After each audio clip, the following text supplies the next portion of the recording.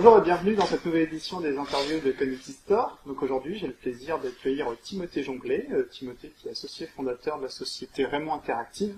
Timothée, bonjour. Bonjour Michael. Tu peux nous en dire plus sur Raymond Interactive? Bien sûr. Raymond Interactive est une agence née il y a 4 ans maintenant, qui est une agence donc conseil et création spécialisée dans le e-commerce et les technologies dans les points de vente.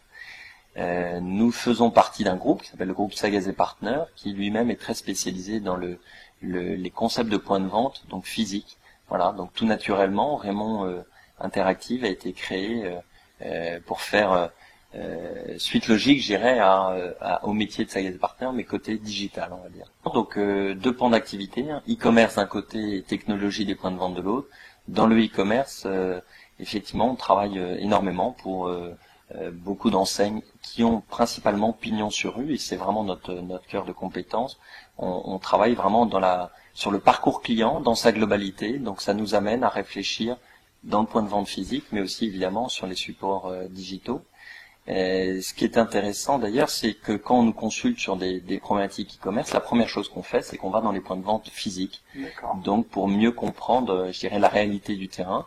Et à l'inverse, quand on est sollicité sur des technologies dans les points de vente, on va voir ce qui se passe déjà sur le web pour voir s'il n'y a pas des complémentarités à apporter, évidemment. Donc vous êtes vraiment aux avant-postes de ce que certains appellent aujourd'hui le commerce connecté, la complémentarité entre le commerce traditionnel en magasin et l'e-commerce.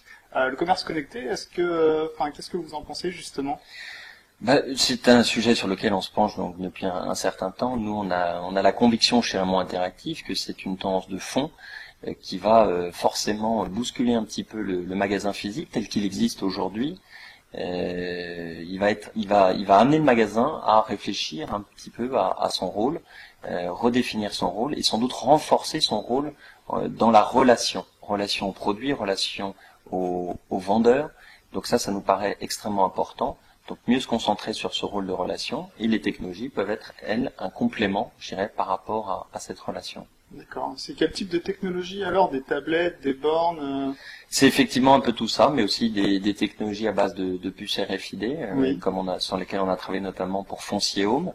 D'accord. Mais effectivement, tablettes, bornes tactiles par exemple, ou même des choses plus spectaculaires qui peuvent être des écrans géants, des utilisations de LED en façade notamment pour créer plus d'impact. C'est tout ce type de technologie qu'on utilise, mais c'est vrai qu'aujourd'hui la plupart des demandes se font autour des bornes tactiles et dans une moindre mesure malgré tout les tablettes tactiles pour les vendeurs. Et qu'est-ce qui fait cet engouement justement de la part des retailers, comme on les appelle, pour mettre en magasin des bornes tactiles ou d'autres dispositifs interactifs aujourd'hui? Quels avantages ils y voient? C'est clair et net. Aujourd'hui, dans le point de vente physique, quand on n'a pas le produit, soit dans sa taille, soit dans sa couleur, soit tout simplement pour des raisons de stock, le produit n'est même pas présent dans le magasin, n'est même pas disponible pour des raisons de place, une borne peut tout simplement permettre de quand même réaliser la vente et éviter qu'il y ait une vente qui ne se fasse pas en fait, tout simplement. Même si souvent les vendeurs, encore que c'est pas toujours vrai, mais souvent les vendeurs indiquent qu'ils peuvent également commander sur le web, on n'est pas sûr qu'ils vont aller sur le web derrière. Donc le mieux c'est quand même qu'une fois qu'on a le client sous la main, d'essayer de transformer directement sur place, que ça soit par un produit physique disponible immédiatement, ou si ce n'est pas le cas, donc via une borne. Donc ça c'est réellement un atout qui permet d'augmenter le taux de transformation, voire même de panier moyen, puisqu'on constate souvent qu'avec les bornes, on peut faire du cross-selling également, de manière plus aisée, plus précise sans doute. Et donc dans ce sens, c'est intéressant, je pense, pour les enseignes. Essayer de garder la main sur le consommateur tant qu'on l'a sous la main justement, pas l'inciter à retourner chez lui, retourner sur Internet, voilà, pour éventuellement qu'il aille chez un autre enseigne. Ouais. Non, complètement, c'est cette logique-là. Après, nous, pour compléter un peu ce que je disais, je pense que les bornes dans les points de vente, on a une formule un peu pour dire ça. Pour nous, c'est un peu le meilleur du web en magasin. Ouais.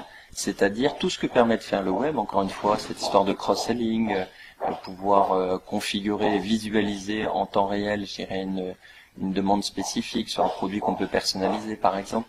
Ce genre de choses, qui sont possibles sur le web, mais plus difficiles en point de vente, justement, les bornes, notamment, permettent de faire ça. Et de avec l'accompagnement humain d'un vendeur et l'environnement physique du magasin. Effectivement, et pour nous, c'est vraiment extrêmement important, ce que je disais au tout début. Pour nous, la technologie ne doit pas remplacer l'humain, c'est une évidence. Au contraire, ça doit renforcer le rôle du vendeur dans ce qu'on attend de lui, c'est-à-dire, encore une fois, du conseil, de la relation, de l'empathie avec le client. Et ça, évidemment, une borne ne peut pas le faire. Et donc, je crois que, ah oui, et Internet encore moins. Donc c'est évident que le vendeur a vraiment un rôle à jouer. Il est très très fort. Mais du coup, il doit être bien formé. Et il doit effectivement connaître parfaitement son offre et avoir une bonne relation, évidemment, avec ses clients. Voilà. Et justement, alors, vu votre position et puis vos expériences et votre position sur le marché, justement, est-ce que, quels sont pour vous les facteurs clés de succès et de l'autre côté, quelles sont les choses à éviter lorsqu'on veut mettre de la technologie dans un point de vente, c'est-à-dire quand on veut digitaliser un point de vente, comme certains disent?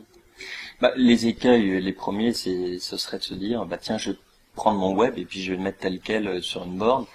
Pour nous, ça, on n'y croit évidemment absolument pas. À la rigueur, l'inverse serait plus possible, c'est-à-dire mettre un contenu d'une borne sur le web. Enfin, je sais pas si ce serait possible, mais ce serait plus idéal, puisque souvent en borne, la navigation est beaucoup plus aisée, beaucoup plus intuitive que sur le web.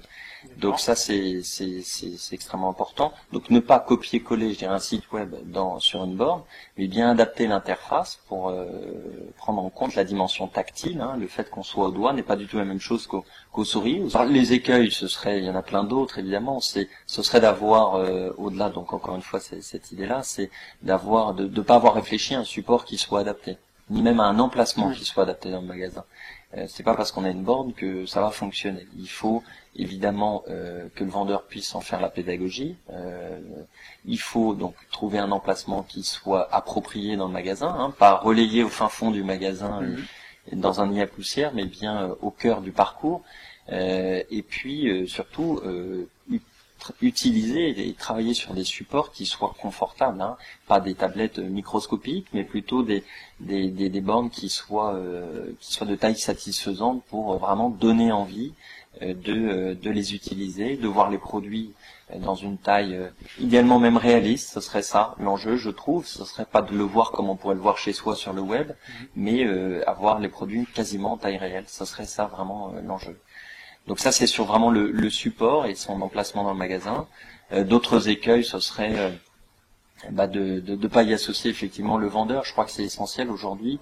Encore une fois, si dans le parcours client dans le magasin, la borne est un complément, mais ne doit pas cannibaliser le rôle du vendeur. Donc le vendeur, au contraire, doit s'approprier cet outil et l'utiliser pour finaliser une vente ou faciliter une vente. Donc c'est vraiment au cœur du parcours, avec le soutien et l'utilisation même du vendeur en partie. D'accord, très bien. Et vous avez un exemple précis, vous, en tant que client d'enseigne, ou alors pour Raymond Interactive, quelque chose vraiment que vous avez trouvé vraiment une borne en magasin ou des dispositifs interactifs qui vous ont vraiment séduit en termes d'expérience? Ouais. À vrai dire, c'est assez récent quand même tout ça. Il faut quand même ne pas oublier et il faut le souligner. C'est tout à fait récent. Donc aujourd'hui, on est plutôt de l'ordre des tests, des prototypes, presque j'ai envie de dire, avec des expériences plus ou moins réussies. Mais très honnêtement, je n'ai pas vu de choses qui m'aient fortement emballé ou dont j'ai trouvé qu'il y avait un réel intérêt. Mais en revanche, je suis convaincu et je sais qu'aujourd'hui toutes les enseignes réfléchissent à aller plus loin dans la démarche. Voilà. On en est aux prémices, mais on commence à sentir qu'il y a quelque chose à faire. On le voit bien effectivement. La plupart des enseignes nous sollicitent aujourd'hui sur ces problématiques-là, plus encore que celles du e-commerce, paradoxalement. Donc ça veut bien dire qu'il y a un réel engouement aujourd'hui autour de cette idée de magasin connecté, qui répond finalement à des problèmes qu'on connaît dans le point de vente. Comment gérer une file d'attente, comment aider au choix quand un vendeur n'est pas disponible, comment faciliter mon passage en caisse sans que ça soit trop long, etc., etc. Comment ne pas, effectivement, ce qu'on disait tout à l'heure, rater une vente parce que le produit n'est malheureusement plus disponible dans le stock. Donc c'est toutes ces problématiques-là qui font qu'aujourd'hui il y a un réel engouement effectivement des enseignes, de la mode, mais pas que. On a travaillé récemment pour Bouygues Télécom et effectivement les vendeurs sont souvent occupés parce que le temps de contracter ou de faire de finaliser une vente, c'est assez long. Donc pendant ce temps-là, les gens attendent et savent pas trop quoi faire si ce n'est regarder les produits. Une borne peut aider, peut permettre de familiariser un client avec l'offre en partant de ses usages. La borne aussi, c'est important. Le contenu, il faut travailler le contenu de manière très spécifique par rapport à la problématique du point de vente. Typiquement, si je reprends l'exemple de Bouygues Télécom, il faut peut-être présenter une offre en fonction de mes usages et pas poser simplement ou présenter simplement les produits, mais plutôt dire quel est votre usage et en fonction de cet usage, la borne va me proposer une sélection de produits. Voilà. Très bien. Donc pour conclure, quelque chose de très intéressant qui en est aux prémices, le magasin connecté. Oui. Prometteur. Oui, mais encore quelques preuves à faire, même si on va commencer à voir des choses intéressantes à émerger. Ah oui. Et puis l'évolution des supports et vu tout ce qui se passe aujourd'hui, je suis convaincu que c'est quelque chose qui va exploser et on est très nous optimistes par rapport à l'intégration de ça dans le point de vente. Voilà. D'accord, mais nous aussi. Merci beaucoup. Merci Mickaël.